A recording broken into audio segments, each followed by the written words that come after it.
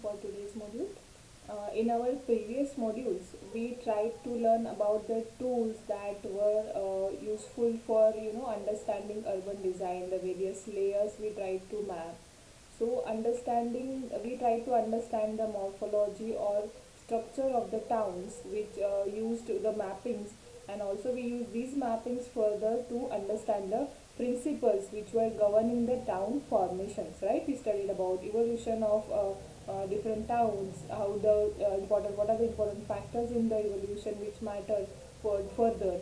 So now today we are going to learn about urban morphology. Now let us try and remember what morphology means to us, right? Morphology is basically it is the study of how things are put together. So it can be applied to different streams like biology, zoology, geography, politics, linguistic studies, or even in urban design. So in school we have done all these level studies. In biology we could see how the morphology matters. And what is the meaning of this word morphology? If we see, morph, it means the form, and logy or ology means the study. So study of form is morphology. So let us try and understand what is urban morphology. So urban morphology, it refers to the study of urban form. So it focuses majorly on the process of formation and further the process of transformation of urban forms of the cities or towns or villages also over the period of time. So the earliest influential study of urban form was done by Gambardella Nolli. Okay, this person named as Nolli from Rome, he tried and mapped the city of Rome. Okay, in 1748, he tried to represent the spatial structure of the city of Rome into a map. Okay, the diagram you see here, it is also known as Nolli's plan, and nowadays we also call it as a figure ground mapping. Okay, so it became a very influential factor or a very important study for study of morphology. So why to study the urban morphology? So what is the need of studying it? The study of urban morphology is necessary to inform the appropriate urban interventions to promote sustainable urban development. Now, whenever we have plans for growth of the cities and this, or even for transforming the existing cities, we need to have a plan, right? Plan means the plan of action. So for that we need to know what was existing city. The evolution gives us the clues for that. But further, what is the pattern, what is the different form, or how is the form of the city achieved? So that gives us clue for the further planning.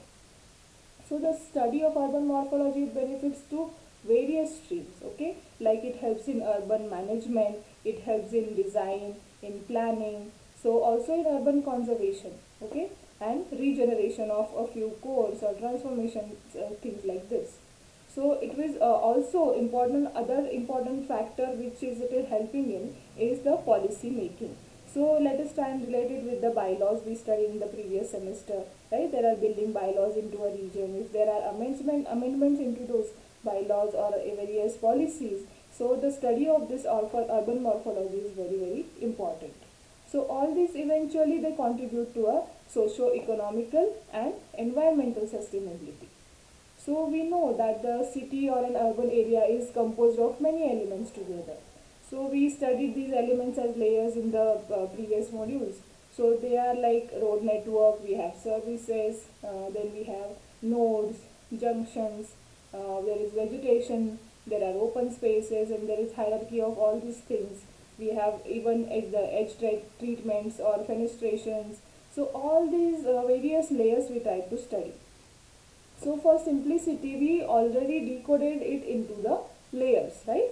So but the scale of these varying layers, it keeps on changing, okay? At city level, the scale will be different. If I talk about topography, for example, scale of topography, if I see I have to study a region, it will be different. For the city level, it will be different. For a unit level, it will be different. Or a cluster level, it will be different, right? So we can put all these layers into a simple matrix, okay?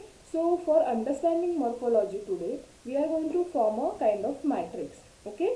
So these varying characteristics, they can be applied to micro component of a city right from roads to nodes to the other layers. Okay, so broadly we have various factors, or even I can call it as a component. Okay, so these varying components that the city is formed of.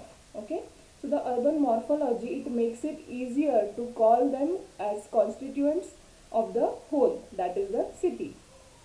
So rather we can even categorize the layers which we have understood into a few broader terms, or a few broader characteristics. Okay, we can call them as we will call them as factors for now. Okay, so thus we get a broader category of factors to be studied. So what are these factors? So there are patterns. Okay, then there are typologies, there are elements, and there is articulation. So now why are we forming these categories or factors? So if I see a pattern at regional level, pattern at city level, then pattern at cluster level, and pattern at unit or individual residence or building level. So there is a certain pattern, or repetition of forms or any other particular characteristics. So study of that is going to be helpful to understand the overall morphology of a city. Okay, so we will plot these layers into these factors into one matrix. So how? So in the matrix we will have y-axis and x-axis, the components in these two axes. Here in this diagram you can see. So that in on the x-axis, on the y-axis, we will need to understand these characteristics for all the layers at every scale, from city level to neighborhood level, further to the cluster level also, and finally to unit level. So we will plot these scales to study on the x-axis. So the levels at which we are studying, we are going to put it on the x-axis. So that is how we will get a simpler matrix, okay, which will start filling in each of the 16 rectangles that you see, and it will give us a clearer understanding of a city we intend to study. Okay, so this is the betterment for how to simplify the study of one city. So we will try to fill in these squares and create a matrix. So today we will take a case of Ahmedabad city. Okay. So as we can realize, it cannot be generic, right? Every city will have its own different matrix. Okay. If we try and understand the patterns at city level, kind of road network is there, kind of cluster is there. For example, if I talk about of old Delhi and the pattern in Ahmedabad, it is going to be extremely different. Okay. So every city will have its particular kind of matrix for urban morphology. Okay. So let us try and see the case of Ahmedabad. Okay. So if we try and study the first part of this matrix, that is the pattern. Okay, so now see, each and every stage is going to be studied by various factors. So for example, if we are seeing pattern here, we will be studying it using topography, study of the topography, using its strategic location, and also the evolution is going to matter for the study of the pattern. Right. So if we see in case of Ahmedabad, the pattern when we relate it with the topography. If we see the topography of Ahmedabad city, it shows that the contoured side, the location of the river, it governs the street location and the street pattern. Also, there is a strategy, the planning that, the evolution, the referential axis that got formed because of the cardinal directions which evolved from the central palace area.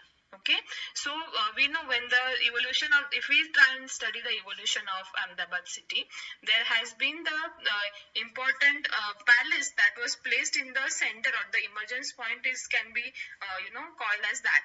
So from there, the various important lanes or streets started forming, but that too in a cardinal direction as shown in this diagram. So from there, from this referential axis, this cardinal direction started forming, and the primary urban structure, it got defined by the central intersection at the Chogan, and the fort wall finally it indicated as a protective boundary. So this is how the city got its form. So here if we see, as I mentioned, the pattern that was formed, first because of the topography, how the topography directed the form to be safe from the river, also at the same time to be near to the river. So this definite pattern because of the contours has formed. And the walled city, the fort wall, it was like an element that provided security and also partial segregation from the surrounding. okay, which made it a self-sufficient domain with a restricted growth. So also the strategic location as mentioned next to the river. So all these points matter when we talk about the pattern at city level. So when we specifically talk about pattern at neighborhood level, so because the palace was located at the central location, the king he called his noblemen and asked them to divide the city or the land parcels into smaller parts so that there will be a better governance. So these noblemen they then asked called traders or merchants from different parts of the region to come and settle down there so that they will cater the needs of the existing settlements or upcoming settlements. So now in these smaller parts, these all traders and merchants they started coming and settling. So at the same time, they also tried to fulfill the needs of the region economically, culturally, socially. So in all aspects, the each land parcel became self-sustainable. So now let us try and relate this with the concept I mentioned earlier, that why is morphology, study of morphology necessary?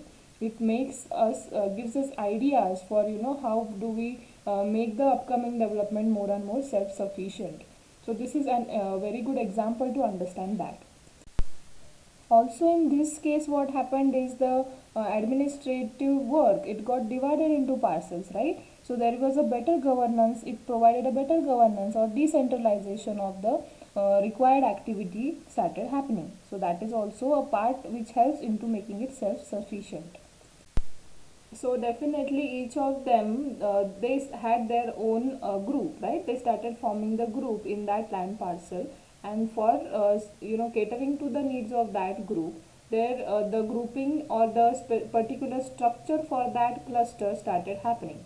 So here the study of community, the mapping of community is a very crucial part, which gives us clues that for example there is Paterni pole or there is different kind of different poles. So each of them had a specific character because of the specific group that was lying there.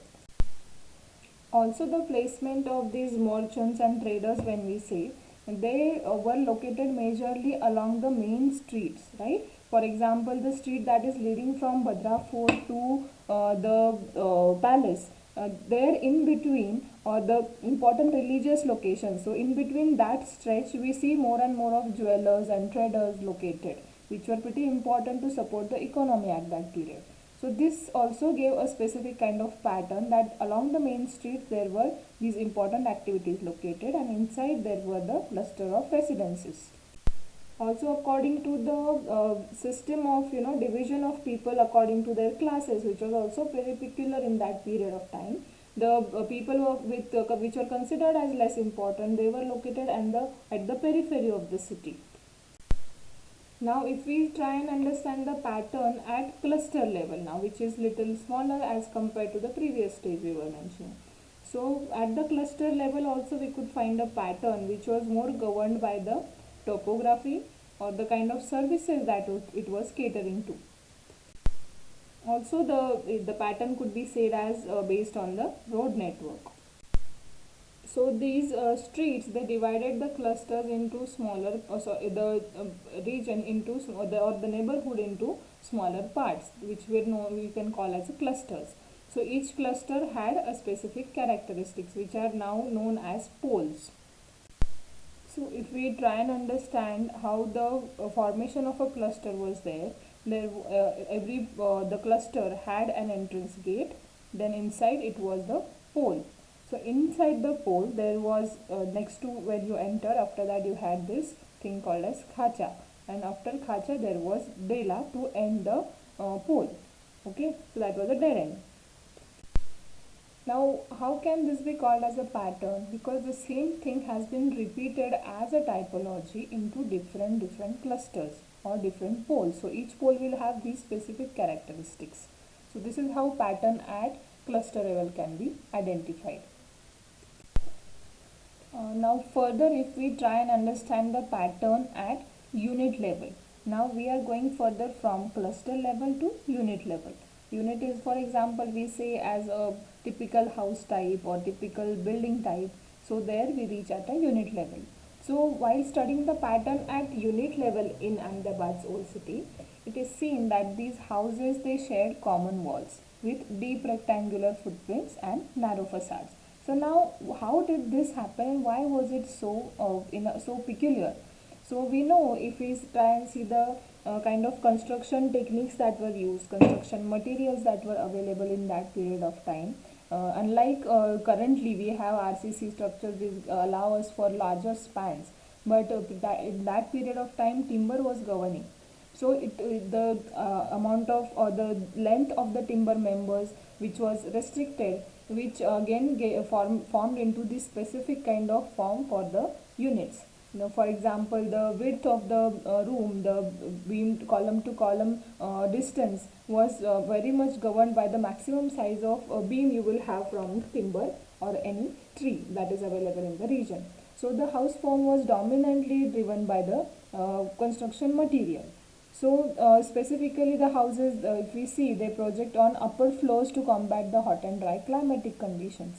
Now, seeing the region's climate, the unit it also responded to the climatic conditions. Okay, and at the same time, the formation of the space in between those houses, it was again used for more, community or socializing or community gatherings. So the gap between the upper level windows is so less that they can even exchange things from the for a sense of community living. So the if we see the streets, the narrow widths they impart a sense of belonging to the residents. The kind of features like Otla, it also performed like a community living room or more discussion area for the people that were staying there. So this pattern at unit level, if we see, and also the common walls. The units were located next to each other with having common walls in between, because definitely these structural limitations that we just talked about. Okay, so the rectangular form of the common walls, the shorter sides on the street edge facing the street, and the larger wall along the parallel units, right? Also the common sharing wall, it keeps the rooms cooler. So this is how the factors like climate, the availability of materials, it generates the typical pattern in the unit level. Okay, so so in our MOOCs book part, we will try and learn in detail about further things like elements, how the elements at different level, like from city level to unit level, how they matter or how are they formed, and or how to read this urban morphology at these different levels. Maybe also the articulation we are going to see at different scales. So this is how the we are going to study today with the case of Ahmedabad, and finally we will also see a collective matrix that is formed because of the all of these factors. Okay, so this is it for today.